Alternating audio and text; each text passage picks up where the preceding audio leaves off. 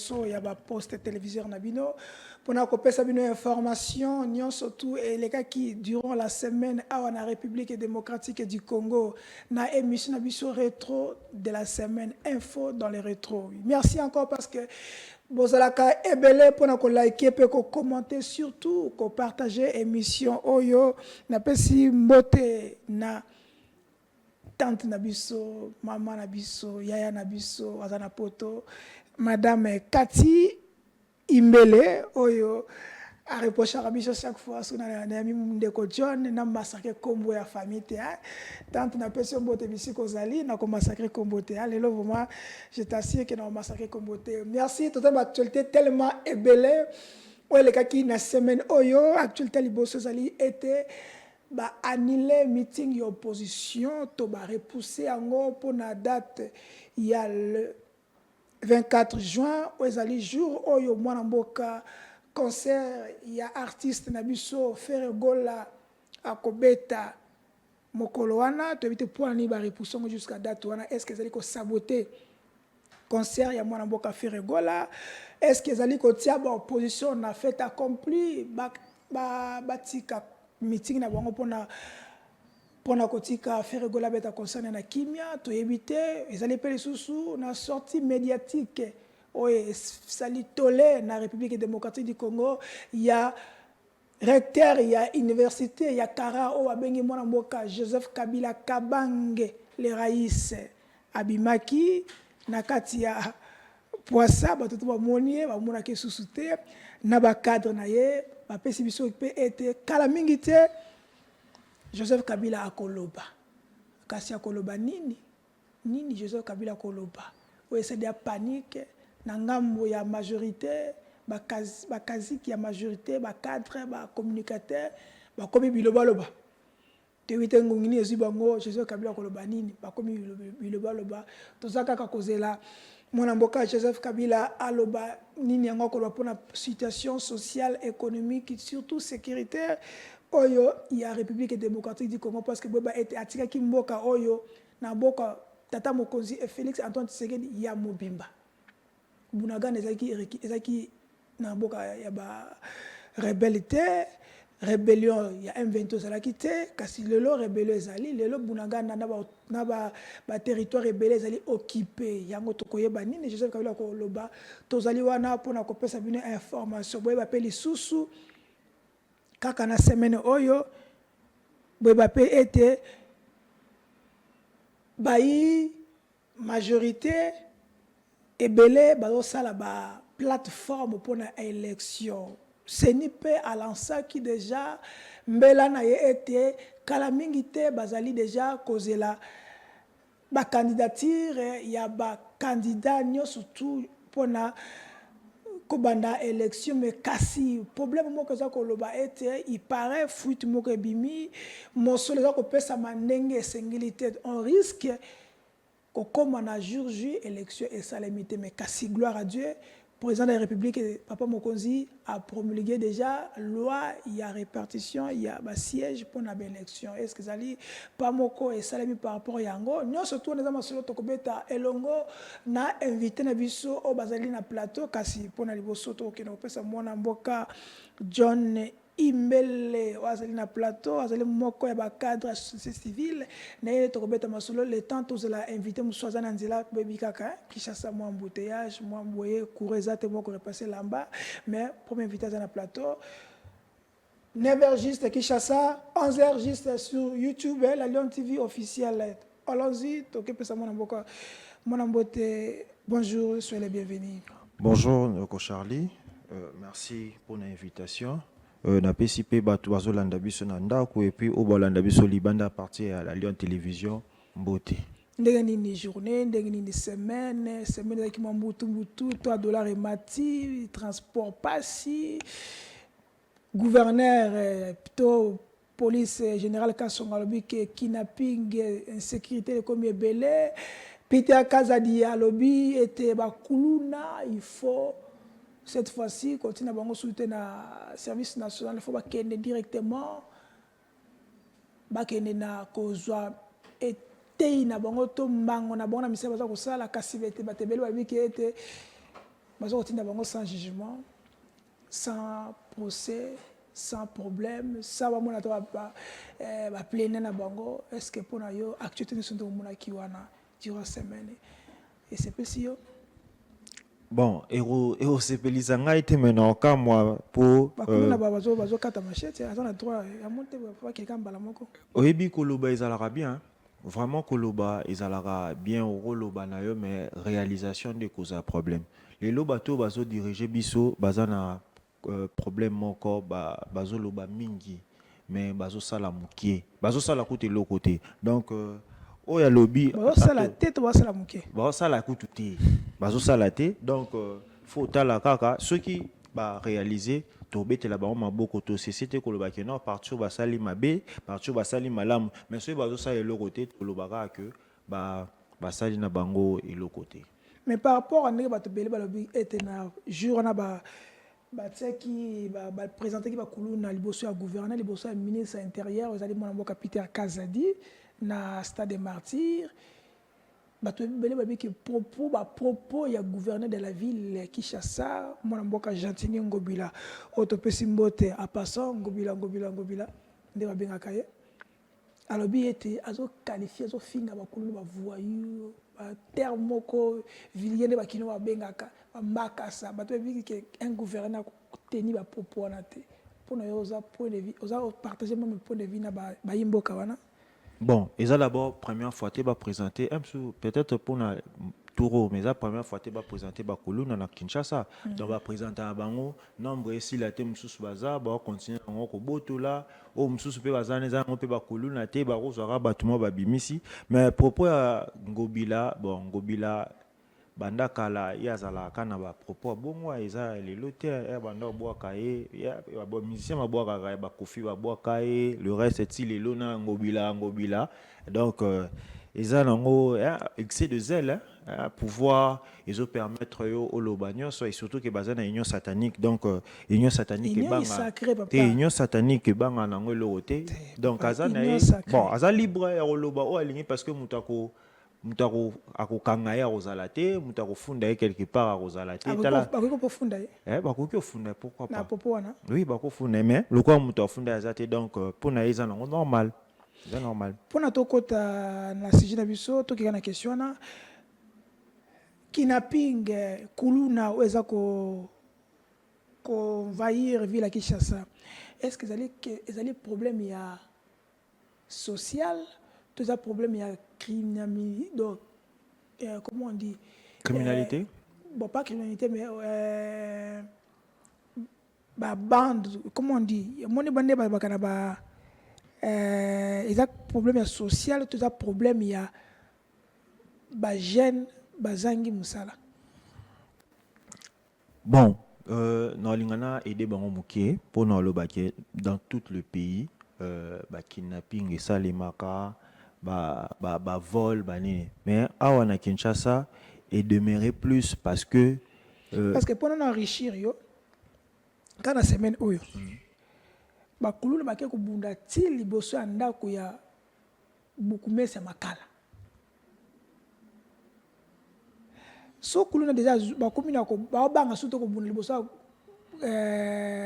ndako ya bukumesa oyo eza sécurisé parce que bon peuple citoyen ça veut dire kuluna pona yazo banga susute place au bunda place au sala ba bloc wana do tout ça bato comme banga même pona obimba ndako so comme 22h mozo ndako za to so la ka place OK ce qui peut au sali mena moyi eza ba commune mususu to kotanga kombo te ba commune mususu so OK matana moyi police ça pembeni awa mais ba lokata mutu machete quelque part tout plat tu es sur place wana police na soki na basociat au mona police au leza azana munduki police azana nzete mais kulo azana machete tant aux autres blocs comme ça c'est pour ça que je vous ai posé la question et c'est un combat social tout ça peut-être gouvernance ni abiso pour na encadrement ya ba kuluna na ezali contrôler tout gouvernement za ko contrôler ngote yango ezo ko stable makamunde ezo ko leka ya on a banda ki na ngai d'abord na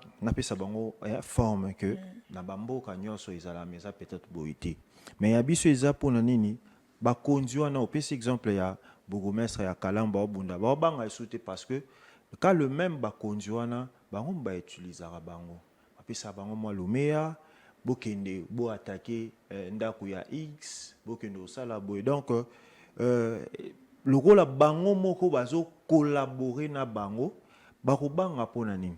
Mais ils a plus parce que sur le plan social Congo tous a vraiment na souffrance misala ezate elo ezate biso tant tozara na IDPS papa tient na ça so IDPS comme na pouvoir atotanga te tozo misala bon misala ngo pe lelo IDPS za pouvoir résume misala te voilà pourquoi tozo na biso misala te ya fabrication ya Mercedes c'est déjà société batu wana yozo bengango hein est-ce ça partenariat public privé to ezandon société batu donc tous ba jeunes bazui na bango misala te et ba se pencher plus na pratique ya ko faire souffrir ka bateau bazo souffrir au lieu pe bango ba ça l'effort moyen ça l'effort exact parce que bango mo ba collaborer na bango donc il faut ndenge tozo kende vers les élections il faut to longola ba o nyoso ba Peter Kazadi ba Félix Tshisekedi ba tout ba kende pour que dynamique ya sikaea to bongisa mboka na biso tozo souffrir makasi tozo lela mingi.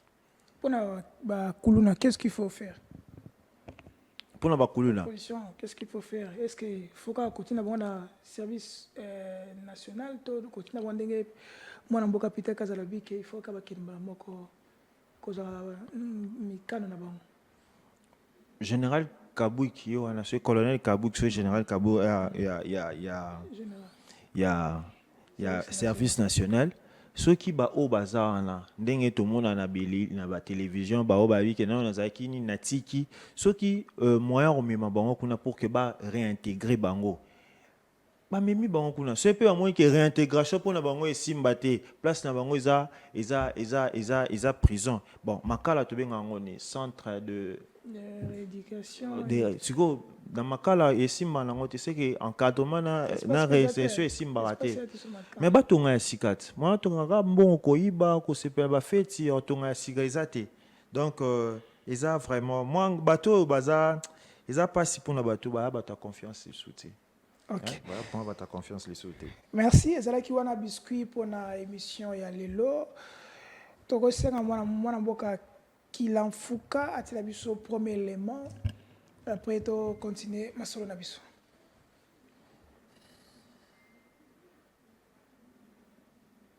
Nous sommes là pour vous informer que l'hôtel de ville de Kinshasa a refusé par une lettre qui nous a été adressée malheureusement aujourd'hui, la veille du meeting programmé il y a près de 3 semaines, pour nous informer qu'il hôtel de ville donc qui se proposait de nous renvoyer au 24 juin, soit une semaine après, pour des motifs fallacieux qui soutiennent que bon voilà, il y a d'autres organisations qui ont demandé de tenir le meeting ou de tenir une manifestation au même endroit, à la même date et à la même heure. Je crois qu'il faut être bête, il faut être enfant pour croire que cet argument est vraiment valable. Sinon, c'est la mauvaise foi. Encore une fois, nous l'avons dit et nous ne cesserons de le répéter, nous sommes dans une nouvelle forme de dictature où on impose ce qu'on veut à près de 100 millions d'habitants. Et ça, c'est regrettable pour un pouvoir qui se déclare être d'un état de droit. Comment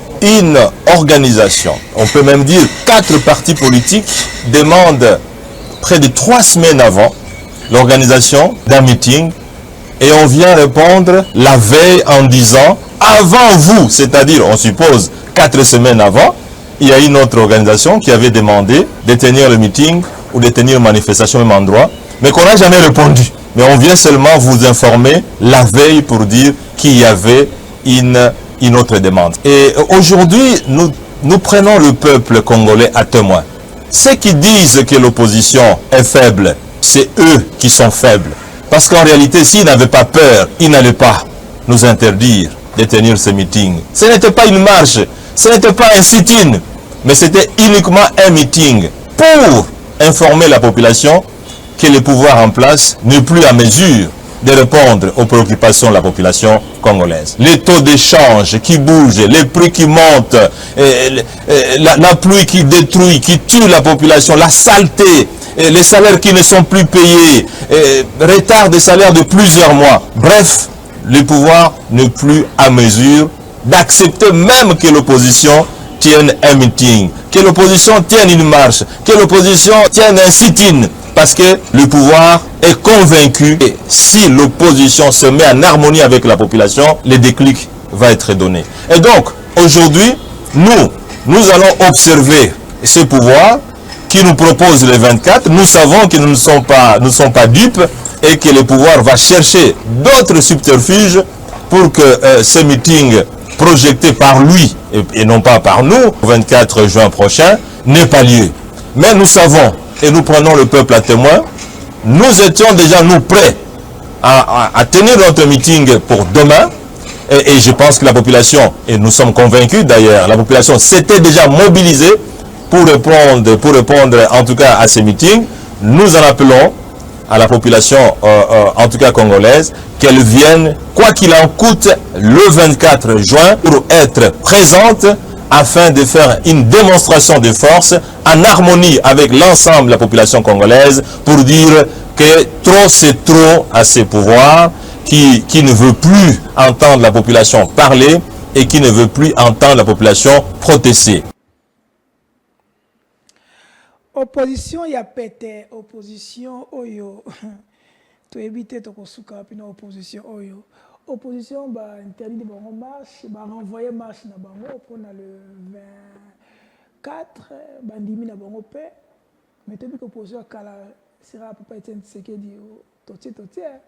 Opposition bino boza kolanda bino ta société civile pro de l'opposition. Au moins que oyo vous le peuple aza kolemba. Mobilisation za suma kasité.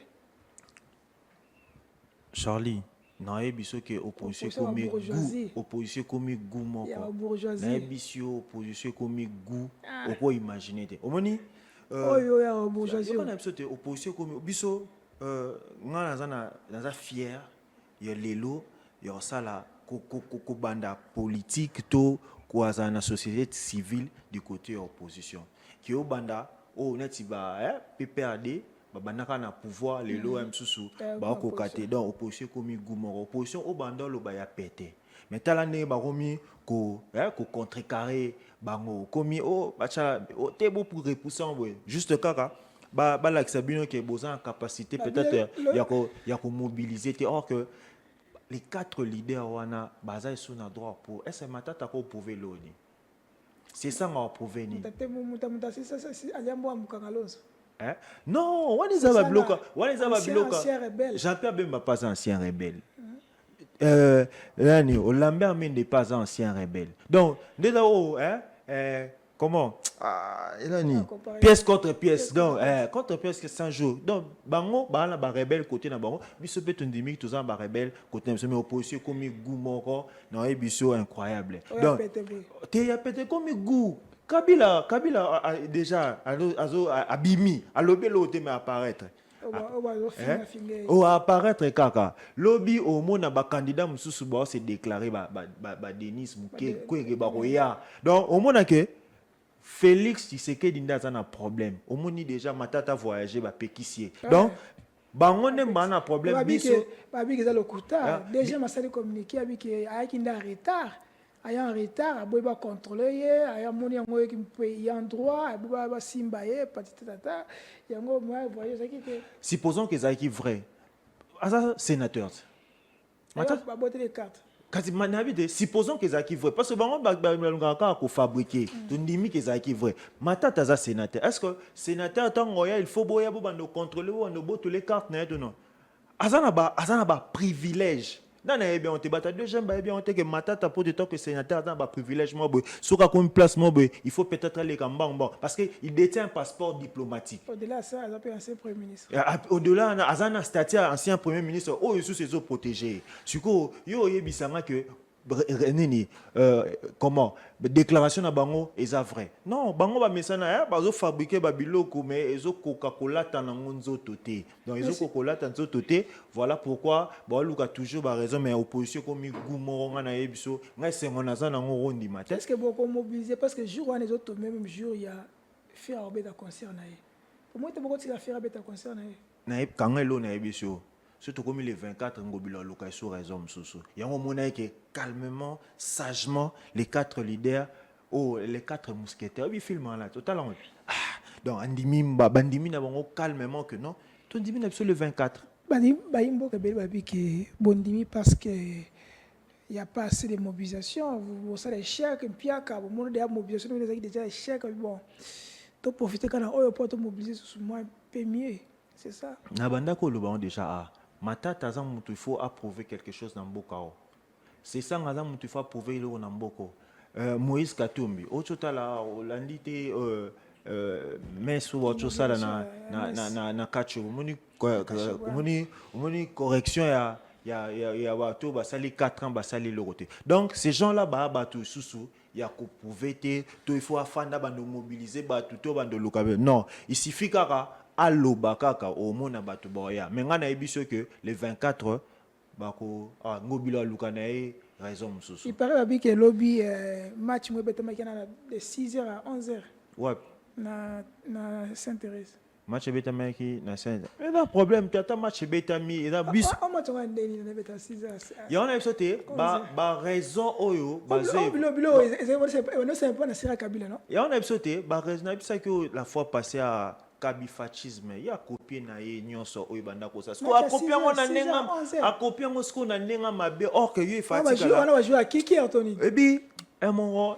na banda ko regretter pourquoi na banda ko landa IDPS mais lelo na se rendre compte que nazaki nangaka nazaka na nzela bien pour papa ebisa biso ce to IDPS a commis na pouvoir to zomisala exact Tola la pongia ba bébé, Léopard est gagné Coupe du Monde, Nyon sera malin, mais IDP c'est comme na pouvoir.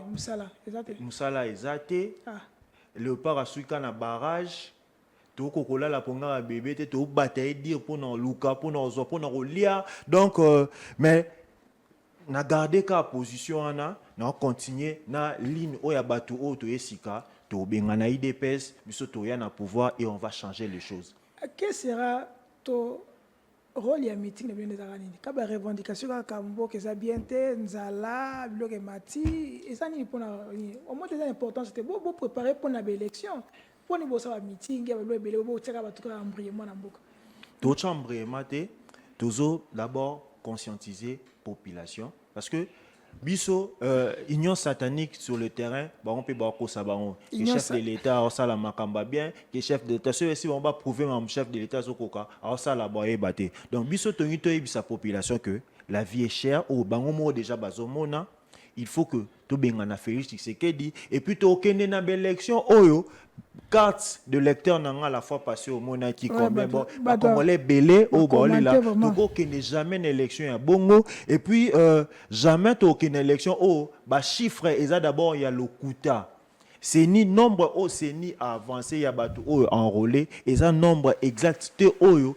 et ça na carte affiché on a cause donc on ne peut pas aller na élection ya bongo voilà pourquoi toujours conscientiser population congolaise que to kende na élection ya bongo te il faut to kende na élection on ça bien et puis ba animateur o nyonso baza na carte ya CENI baza ba animateur oyo fabriqué par pouvoir on sait que ba pesa bango bapesa bango deuxième mandat au bazoluka na makasi voilà objectif ya ba meeting na biso to ya ba action nyonso o tozo mener sur le terrain question moi na tout na par rapport ya avant de deuxième élément par rapport à ba arrestation par rapport à net tozo kamata pona to ba que il paraît balingi balongola immunité na ye pour te ba poursuivre bakangaye bino société civile près de l'opposition. Est-ce que tu as comme élection pour un candidat? On est surtout. Omoningani na fandika na plateau no siko. So na meko lo baka ke naza candidat président de la République mon ndé kam souton kana okita aba kangangai. Donc ceux qui même bébé ocho bota masiko. Nenga olela na bika on sa candidat au mona pe ba kangai. Donc pour dire que Félix Tshisekedi ala banga kozana ba adversaire. Azo linga salara yemoko. Donc, l'unique candidat et puis a gagné l'élection. Mais, aïe baka que, on a un adversaire parce que l'adversaire va continuer. Du jour, si tu comme jour au ba BTRC refungwama ya lokuta na bango wana ba candidat ebele au ba ko se déclarer na ça que déjà na début Denis Mukwege a se déclarer candidat donc bato ebele ba roya au mona combien bon Félix abando rotinda batu ba banda retraité bango ou entourage na e bando tinda batu donc yende mutazo banga mais biso tozo banga na biso le monter. Merci bozo banga te mona boka John. Soko moni ndenge mboka ezokokende surtout awa na Kinshasa bato bazokufa na este kwa mutu kuna kutu koloba te oza sûr que élection esalema to oza po bato nde bazobake baoza la dernière minute élection esalema te. Bon, chef de réponse on en peut ça chef de l'État déjà répondant qui ont déjà bandaka là aloba qui ont en visite ya Macron Baki, place Oyo, ceux qui troublent les eaux continuent toujours, soit d'organiser l'élection ou soit on va faire sans bango. Donc, il y a deux réponses on a payé ça qui, basé sur une option à mort. Mais on a déjà l'élection ils allaient en côté. L'élection ils allaient parce que Yemora Obanga d'abord l'élection. Donc, ce que l'élection ils allaient, ils ont proposé. C'est ça que déjà. Sans Félix Tshisekedi quand ndete lobara na kabi tant tozara na IDPS tant tozala na le Saint-Étienne Tshisekedi na lobatablo Merlin vous voit lobara Saint-Étienne Tshisekedi atike biso le Saint Félix Tshisekedi na Saint-Étienne Tshisekedi to lobara transition sans Kabila lelo pe to ça la transition sans Félix Antoine Tshisekedi Tshilombo mais to ça sans Félix mais papa mutu azo traquer bino boko le baté bino boni ça pouvoir ça moni lobby tango yo banda ko telemela muninga oyeba ite un jour yo koma lelo yo komi o combien donc mabe wana o sai no elo côté siko elo nini ekomelo ka oyo la kai muninga yango ne ekomela ot oyo toloba na Kinshasa libanga lizwine de kechaku ko sekate yango wana ya bamba Kabila libanga siko ikomi tourner biso pe to ça la transition sans Félix Antoine Tshisekedi Tshilombo. Voilà. Parce que il y a un pifolelo mbongo nyoso tezaye signature zaye. Mbongo o aibi. Ah. Oh. Mbongo azui na salaire na ye. Na salaire na été salaire na ye pesa nyoso wana ta. Oh. Salaire na pesa nyoso. Te pesa salaire na ye pesa. Ba salaire ba prime ba risque azo pour ko voyager. Pesa nyoso wana te pesa mapango nyoso za limité te o ya somme. Ba risque azo ne surtout na ba voyage. Te pesa yango te. Mala biso pesa yango te. Et comment rater? Et comment te? Mwana mboka kilafuka pesa sur des éléments pour nous continuer masano na biso ya dimanche ya lelo. Cette loi, au cœur de la controverse entre l'opposition et la majorité au pouvoir, balise la voie pour la convocation de l'électorat pour la députation nationale prévue le 25 juin prochain, soit un jour avant l'ouverture de bureaux de réception des candidatures pour les législatives nationales. Entre-temps, l'opposition multiplie des actions de terrain pour décrier un processus électoral chaotique. Après la marche et les sit-in le mois dernier, les opposants reviennent à la charge en juin pour un meeting à Tchangou. Ces coins de Kinshasa qui, malgré les années et le changement, conservent la réputation d'être le bastion de l'opposition. La loi sur la répartition des sièges, élaborée sur base des statistiques après enrôlement des électeurs, nettoyage interne et audit externe du fichier électoral, détermine les circonscriptions électorales par province ainsi que le nombre d'élus pour chacune de ces circonscriptions. Elle concerne aussi bien le législatif national, provincial que le communal. L'audit de ces fichiers électoraux n'a cependant pas favorisé la perception par le public d'un contrôle indépendant et transparent, selon une bonne partie des pays occidentaux qui se sont exprimés dans un communiqué conjoint début juin. Toutefois, avec la promulgation de la loi sur la répartition des sièges, la CENI a le feu vert pour recevoir à partir du 26 juin prochain les candidatures aux législatives nationales. Les différents partis regroupements politiques concernés n'ont pas conséquent que 10 jours pour apprêter leur liste. Signalant par ailleurs que, selon la nouvelle loi électorale, les listes qui contiendront au moins 50% de femmes seront exemptées de frais de dépôt de candidature. Comme on disait avant, que tu banda émission, répartition, il y a siège pour la élection, ils ont déjà adopté, promulgué même par chef de l'État. Moi, bon, contester répartition des sièges, ça l'a mis bien témé, tata mokonza a promulgué. Élection peut quand même tenir tout kobeta masolo, ils ont kende et ko salema. Comment vous allez s'organiser par rapport à nous surtout vous contester le cours constitutionnel, vous allez contester kadima na équipe naie, bazaka kawana, vous allez contester organe belé, mais tata mokonzi kana bangwana ka neto okende. Comment vous êtes en train de organiser entre vous et l'opposition? Non, Charlie. Moni force oyo bazo de montrer na ba texte to na ba étape ya kokoma vers les élections. Cela ne garantit pas réellement que l'élection est aux ala. Mais biso toza prêt na ba élection. Mais biloko o chef de l'État na seni nae na nyonso aye bazo sala na ebisio que ba ko regretter bango moko. Comment? Ba Il faut ça pour la évolution et avancement de la République. Ba sala évolution na avancement de la République bongoté. Parce que ba chiffre o isa ba te belé ba démontrer que le nombre o ya ba enrôlé isa yangoté. Le nombre, chiffre nyonso au seni et pessi, matisi, tandis que ils ont voté. Et puis sur le terrain, carte nin tozana ngo o tokende ko voter. Configuration il y a assemblée, il y a seni.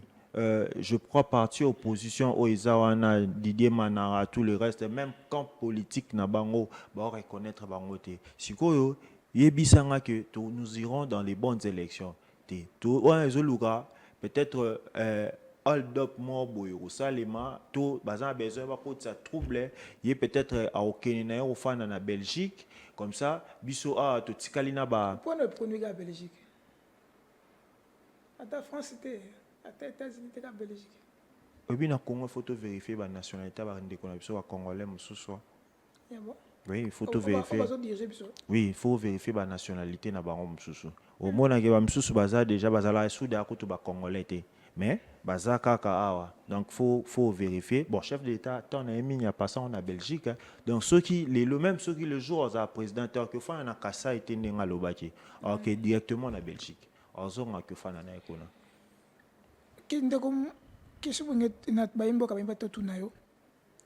Comment on a une coïncidence, tout le monde a une préparation, promulguer la loi de répartition des sièges. Des sièges. Tata Mokonzi a adopté, a promulgué la loi de répartition, il y a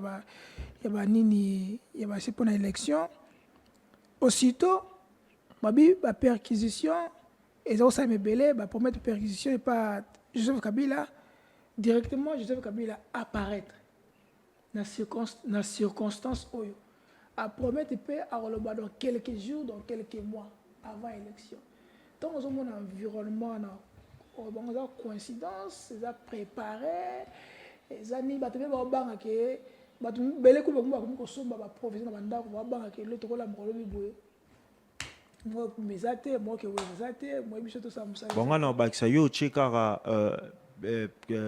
répartition des sièges, tout ça. Na causerie morale, il y a FARDC. Au moins, que le général Chiwe a lobby que commandant suprême Azala Moko. Donc, pour Nanga, c'était vraiment le bon moment pour na Kabila à feinter Bisoka. Hein? C'était le bon moment parce que tous assisté à bâtiment basé à la tête du pays, bazo fabriqué Mahambo. Moni ba fabriquer bazo koko selaka batu makambo oh faut basa la coup d'état oh basa la même babi armée à la politique des mots général à l'obé mais le général a côté na politique voilà non oh da côté na politique tant le baké commandant suprême nan armée mobima nan éviter que commandant suprême azaka moko a rappelé carte d'un au rappeler point de moto tout aza conscient et ba kaza moko asami balete aza moko. Il fallait pas rappeler militaire tout a que commandant suprême Azaka Moko Félix Antoine Tshisekedi Chilo. Na woloba bongo ozana likanisme sous na sima. Oui, azana likanisme sous na sima. Yangwana bi yepé a jouer jaba politique. Ya bi armée za politique mais jouer jaba politique. Général tu a jouer. Mais na biso a jouer jaba politique. Yango siko c'était le moment Kabila abima monde nyonso on écoute il abima yepé apesa biso maman directement version de fait naé ou a constaté pendant atiki pouvoir jusqu'à ce que tout comme lelo général obangani général obangani pona ko lobake mokonzi azaka moko après je sais que pas abimi sous parce que il y a tellement des analyses qui se font dans les réseaux sociaux. Nous voulons que nous puissions quand même donner notre point de vue, pas entrer vraiment dans les détails, mais donner seulement des pistes. Général Aubangate. Général Aubangate, mais batindi général Aloba que batindi Aloba que donc politique o ya boyi et cotisien na kati yako accepter que complicité oyo ezo salema yako c'est la batuba coup d'état ba nini nyonso général a koti na Joana donc ici la zobanga nete mais ba koti ka na Joana oyo azo déclarer ka politique mais ya koti na Joana. La sortie médiatique wana sortie médiatique Kabila général tout ça environnement oyo ozo mona ondenge nini parce que batebeli wa banga to souhaiter te maire to moto biso to zora o population to azoloba o biso to na terrain to na réseaux sociaux to na terrain population ba ko banga biso ba ko loba ete ba ko ça ba provision ba moto ba provision na bandako na bango parce que on sait jamais te population e banga na bango te bazala vraiment calme juste bazo c'était vraiment le moment où Kabila il fallait apparaître à l'oba quand même quelque chose mais population va bangater ça mensonge aux iso salema tout autour il y a pouvoir des peut-être population iso banga ba ko ça va coup d'état or que coup d'état za langoté tout ça vraiment quand on a besoin voie démocratique et continuer pour que prochain président ou tout prochain personne personnalité côté na pouvoir mais que y a coup d'état exactement ça le coup na bango moko parce que pendant tona to sisa to cloire dossier wana elongo na yo matata ko bi trop na réseaux sociaux poani azo banga nini azo lenga nini ko bi bale basa ba mbotele mekano na réseaux sociaux kaka ye muto bi makambo munduki wana oyo bakangaki Salomo Ezaye batibili bazoloba ke matata komi ko se victimiser ye moko ozo partager point de vue na te benga na partager ngote jamais muto afandi ye moko abanda ko se victimiser toi bana komi ko se la makambo non et puis réseaux sociaux lelo eza moyen oyo ezo faire passer information lelo information qui n'est plus rapide que na ba réseaux sociaux na minutes auto tourner émission na libanda mboka bota la biso donc matata soki lelo azo utiliser réseaux sociaux et ça pour que à faire passer information rapidement ils attaquent que azo se faire victimiser moko té mwana mboka Merlin vous aye ko rejoindre biso un peu en retard to bi ki azaki maladie par rapport à les cas qui après sitting azo qui problème mais fallait que moi checking que moi hôpital batala talaye avant comme mais azana biso na plateau Mon amboka Merlin, topesi mbote, comment santé rapidement parce que ça m'a pour présenter souté. Mbote ndeko Charlie, mbote na ndeko nanga Joël to kamane plateau, mbote na bakongo nyonso. Mbote surtout mingi na bato baza ba victime ya combat ya libération parce que le combat a atteint une autre dimension. La dimension actuelle ya combat, ça nécessite une détermination, volonté et aussi nga ba brave bato baza ba téméraire bato bakendaka liboso bazongaka nsima te. Je voudrais ici profiter de votre micro de vous dire à Bosembe. J'ai attendu atindi bato bayebisa ngai ke bakokangisa ngai na compte ya CSAC. Nayebisi ngai bakangisa ngai te. Azwa numéro na nga pesa procureur abenga nga je viendrai. Nga za pere lola ete. Nga za mwana mama te mama esa botanga kolisa nge sili je suis libre, je suis indépendant. Ah quand ce souci yona yini ba quand ce souci. Eh atindi bato, il a envoyé les gens volontairement. Imaginez-vous qu'il est allé manquer de respect na ba membre à plénière à CSAC. Bazaki na réunion ya CSAC le toza le toi dimanche. Vendredi. Soki mémoire na ngai traité. Ba Serge Kabongo, ba Kulutu Alenkoi, ba maman Chantal Kanimbo, ba Tutu ya plénière. On lui a dit ouvertement parce que le CSAC agit sur base de la décision à plénière. C'est quoi CENI? Quand il ne peut pas se réveiller même matin décider, il va soumettre question sur la plénière et l'approbation à la plénière la plénière a constaté que ce qui arrive à Louis France, à Peter Tiani, à Perfect Télévision, à CM13, c'est illégal. Moi, je l'ai relevé dans plusieurs plateaux de télé. C'est quoi encore? À YBC Serge Kabongo, quand on lui rappelle, à Bangi Alenko, il pose à Moukolo, à Bangi Chantal Kanimbo, à Serge Kabongo, ferme ta gueule. Oh, collègue Nayo. Christa Bosembe, Serge Kabongo est vivant, vous êtes journaliste, c'est votre métier, c'est votre profession qui est en danger. Allez interroger Serge Kabongo. Il dit à Serge Kabongo, Kanga Mounoro Nayo Bima la bureau. Et avant Serge Bima, c'est Alain Koyi et Chantal Kanimbo qui sont sortis du bureau. Oh. Parce qu'ils étaient déçus d'attendre ça du président à CSAC. Et conséquence grave, j'ai démontré, moi je ne suis pas journaliste, mais je suis en politique, je dois lire, je dois comprendre les textes qui gouvernent mon pays. Il évoque dans la lettre suspendant CM13, il évoque l'article 60 alinéa 1er. Or, l'alinéa 1er parle de mise en demeure de 7 jours. Où est la lettre de mise en demeure? Parce que la mise en demeure, c'est quoi? Préavis. Wapi lettre de mise en demeure. Pendant qu'il y a quelqu'un qui est la chaîne, il écrit 20 jours après que la chaîne est la mise en demeure, mais la chaîne déjà, ils ont diffusé sous ci. Mais lettre peut la mise en demeure, conformément à la loi, où il y a 7 jours à mise en demeure, exact. Il évoque l'article 59 alinéa 9. Si vous entrez dans vos textes, vous journalistes, vous allez voir que l'article 59 a 6 alinéas. Les 3 autres alinéas, Bosembe l'a créé comment? Il suit CM13 et Perfect Télévision jusqu'au niveau des numériques dans YouTube. Quand vous allez au titre D, il y a ordonnance loi sur le numérique. Article 5 nango. Batangi ba institution, ba organe Oyo. Il faut coordonner, et ça l'a suivi, il y a un contrôle, il y a un secteur en numérique. Il n'y a pas de CSAC. Entre-temps, cette ordonnance est sous moratoire. Parce qu'il faut des moyens pour nous retirer des matériel, des organes ou tout. Déjà, là, sur moratoire, donc, cette ordonnance n'est pas utilisable sous le plan droit. Deuxièmement, le CSAC n'est pas repris, il y a des organes, il y a contrôle, il y a numérique. Mais comment est-ce qu'il a eu courage de Rolanda Média sur YouTube? Pourquoi est-ce qu'il fait ça? Parce que Maman Paulette fait mal, Local a fait mal, Joël Kombe fait mal, Tatiana Osango fait mal, parce que Jean-Pierre Kaïmbe fait mal.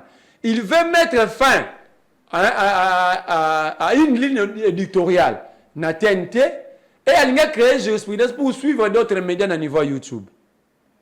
Et je le confirme ici sur ce plateau, je comprends que Bosembe n'a jamais fait le droit. Il a fait l'agronomie.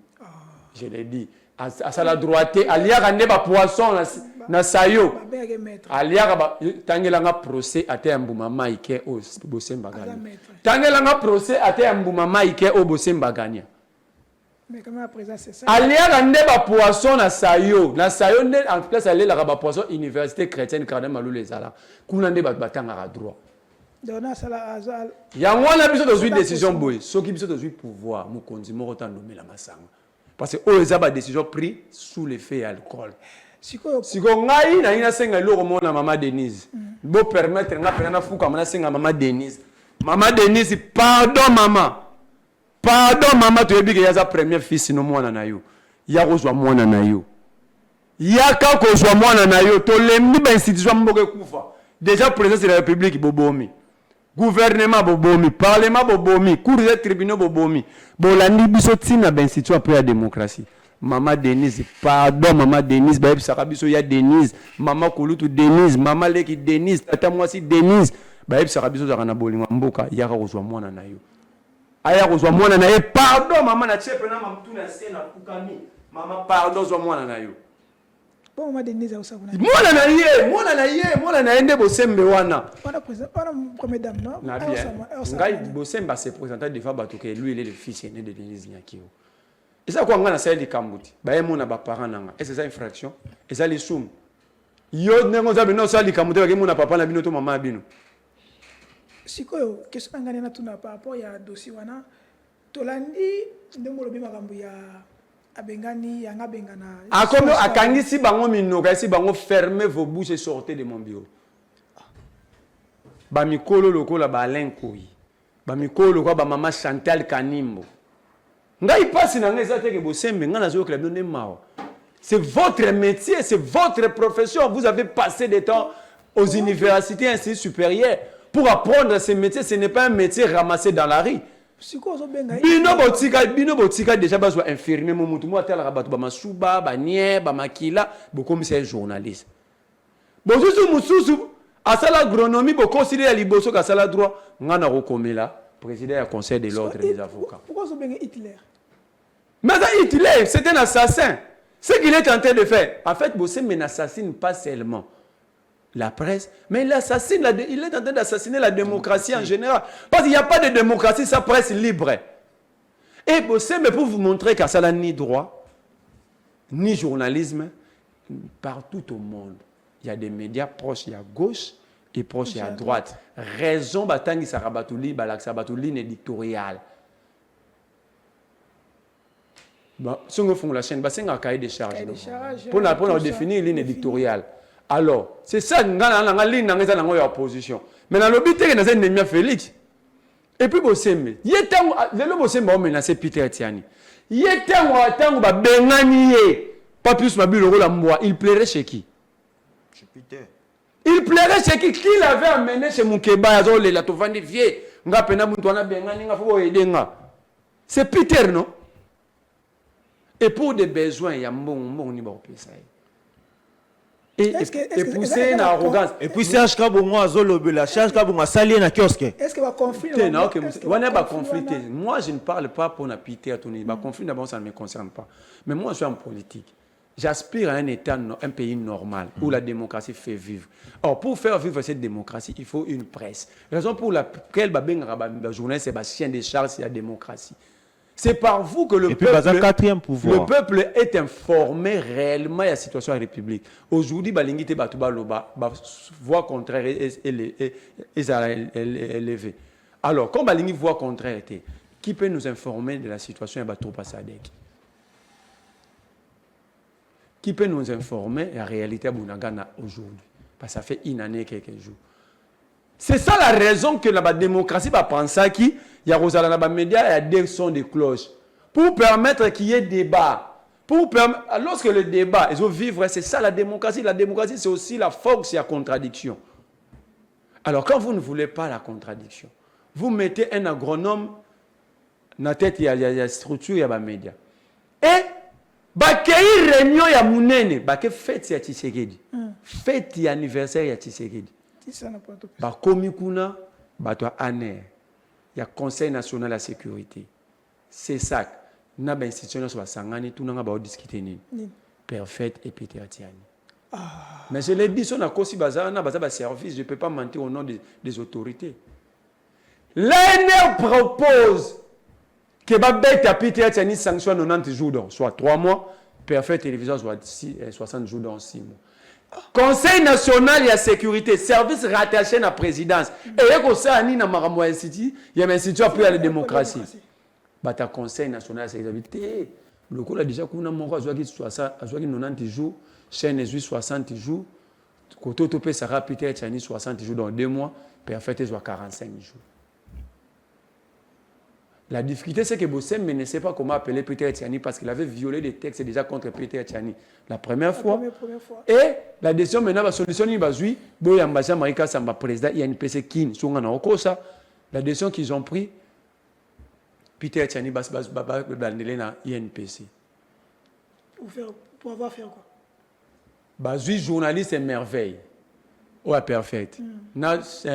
Directeur des programmes. Bango, Baosamba na C5. Conséquence, déjà, Kuba on a na INPC va retirer Peter Tiani carte. Un journaliste. Oh, INPC n'a pas ce pouvoir, c'est une asbelle. Et ça, on a côté fondation Maman Denise Nyakero, on a côté fondation Jean-Marie Lukulasi. Donc, je peux entrer sortir quand je vais. Est-ce que l'INPC a pour prorative, asbelle, a comme la prorative au long de la profession? Vous comprenez dans quel pays nous vivons? Donc, moi, je demande à Tshisekedi de dire clairement au peuple, parce que nous le savons déjà. Ce qui lui manque, c'est le courage. Il y a aussi qu'il y a des dictateurs. Parce que Dieu te dit qu'il y a des dictateurs et nous allons les combattre comme tels. John, par rapport à problème, c'est ça, Bosembe et tout le reste. On les salue en passant. Il y a une société civile. Quel est votre point de vue? Est-ce que les journalistes ont une normalité? Il faut qu'on traque, il faut un parti opposition au pouvoir, soit à ça un message contraire il y a opposition et autres pour ne pas mettre pouvoir, c'est pas notre au lobby ni pour nous. Et ça passe comment bien va toujours ma démocratie ndenge Merlin Choloba. Démocratie, la démocratie, il faut liberté de penser et zala. Les lots, nous avons d'abord Bosembe, Peter Tiani, les autres, on a biso nyoso, tout ça, le camp, il y a IDPS ou rassemblement à l'époque, pour ti les lots Félix ailleurs comme on a pouvoir. Mais les lots comme on a pouvoir, Bosembe su poste. D'abord, on a comme un coup de n'enga comment, n'a que l'élection, salara, mutaganya, zalara, Serge Kabongo, mais en tout cas, moi, c'est directement dans l'ordonnance présidentielle, il y a eu comment. Donc, objectif. Il paraît que PV1 Tissiko, PV1 Ezaka. Donc, objectif, Oyo, Batindelara, Bosembe, Pona, à museler presse, tout que Nabisoka na union satanique, Tokumisa Kaka, Atama, Mizotambo Lamabe. Donc, ils passé, ça fait très mal pour moi, Christian Bosembe. Biso Tonga, na baton, na fa na parler, na la vraiment Bosembe, les canaux TV, na ba kiosque, oh, et salié, commissaire Bosembe, Aza, tant à perdre Moussani na RTG. Mais, les lots, Azui, orgueil, Mbongo, to pouvoir, Azanango, mais barak, alors, tikango un jour. Mais allez-vous, Tata Mokonsaloba qui n'a pouvoir naïe, mon côté à cause de inquiété pour la opinion naïe, pour la déclaration naïe. Aner, Aner, prison à cause de la fermer. Tant que on a climat par rapport à nous sommes des journalistes, même bino politique, tout le monde tata. Problème ouais voyager zaté azo botelé ba mikanda na ye ba perquisition par-ci par-là. Joseph Kabila peut à s'apparaître qui déclaration il y a général tué que armée za politique tout ça kana chef moko il y a Mokozi quand on voit sur toi pourquoi on dit tout ça et là on est bombe sur l'avenir Félix Tshisekedi soit le bien loko ya solo ezaka couleur bilamba lati. Ah, mais moi, si on a bilamba ya blé, ba veste à blé, vérité ya moi. Si on a que ça relax, à la termine façonnable. Si on a des chemises façonnable, c'est vérité. Mais même à ta bonjour, faut pas faire froid. Pour ça la omission ya haine, et comme bonjour et long bonjour. Ça c'est Félix Tshisekedi. Il nous a dit si personne peut être arrêté ou poursuivi, dérangé à cause de ses opinions. Pero Louareu Bibi Kapingayo, aujourd'hui le cas là où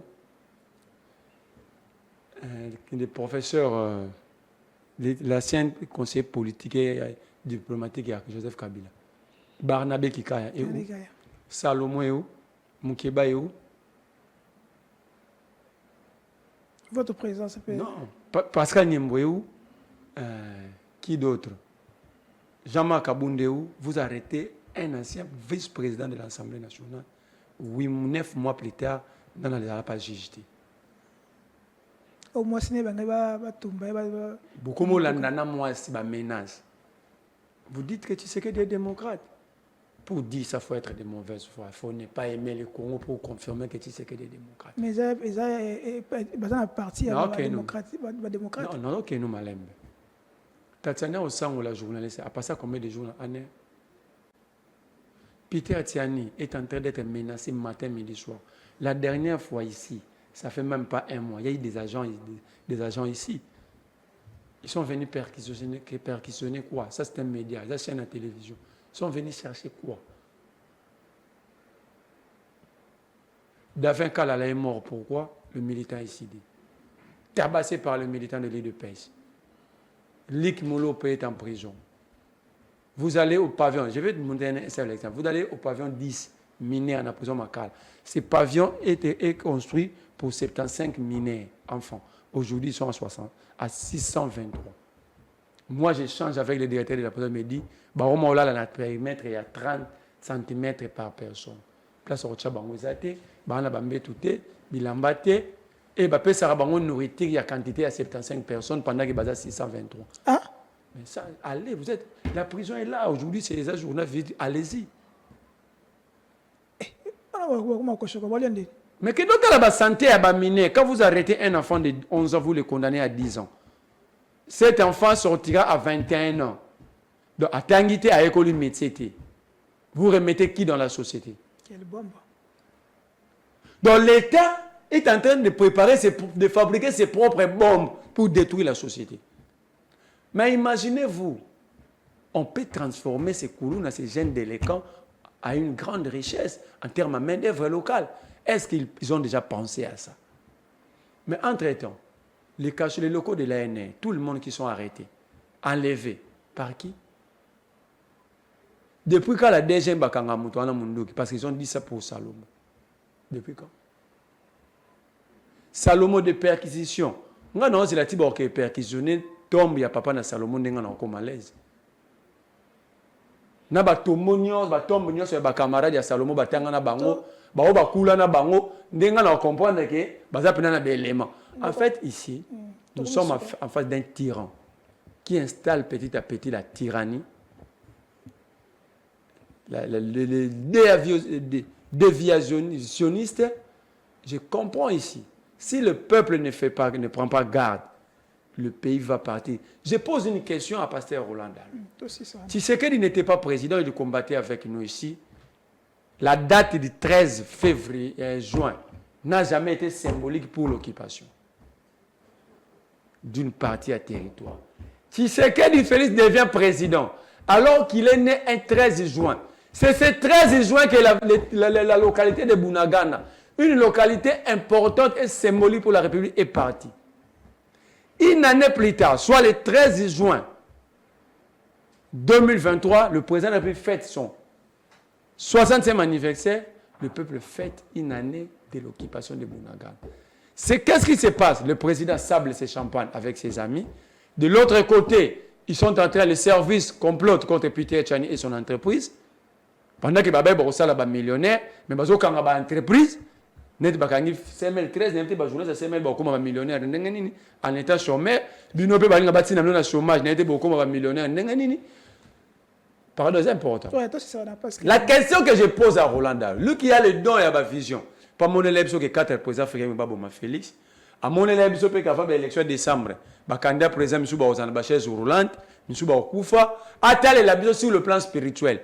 Coïncidence ou une leçon spirituelle que la date de naissance il y a président, ce qui n'était pas arrivé à temps, et il y a que date anniversaire à président, et à le même moment, date il y a référence, il y a occupation et territoire national. Alors que Félix Tshisekedi, des priorités n'est ailleurs. Le général Chiwewe sort de son fauteuil. Il rassemble l'armée congolaise. Il dit, les traîtres sont à tous les niveaux de l'armée. Lorsqu'on dit en français les traîtres sont, ça dit basalit, ça dit sont identifiés. Il a arrêté déjà qui? L'autre côté, ça dit, pardon, c'est très important. Ça dit, il a reçu les informations générales de l'armée par l'entremise, il y a chef d'état-major général adjoint à charge de renseignement militaire. Nous attendons des arrestations de ces traîtres. Il dit que les policiers sont armés. Merci. Mais Félix est un politicien. Le président de la République a bien commandé ses pommes. Ce n'est que les a tribu. Les a bien premier sportif. A combien boxer? Si, si, na promet bino dimanche prochain de commerce parce qu'il y a un problème de santé. Aïe na makasi, tu peux se merci pour ndeko parce que on répond à l'invitation. Santé ce n'est pas un problème. Moi je suis qu'un seul individu. Mais la santé des millions de Congolais qui n'ont ni centre de santé. Félix Asali 4 à ta dispensaire à Tonyeza. Merci na mwana mboka John Imbele. Merci na tantine biso, tantine c'est pas comment Kati na poto bisika zolanda biso. Merci parce que vous avez like, vous avez permettre que l'émission est à la mananda comme bimba. Donc merci na Kilanfuka, merci na Dani, merci na DG Peter Tsani, merci na Patrick Local, le VP, mais merci na Madame Paulette Kimutu, na journaliste surtout Louis Français, Pierre Loara, courage, de que combat au Tokolonga parce que la lutte libère. Ciao.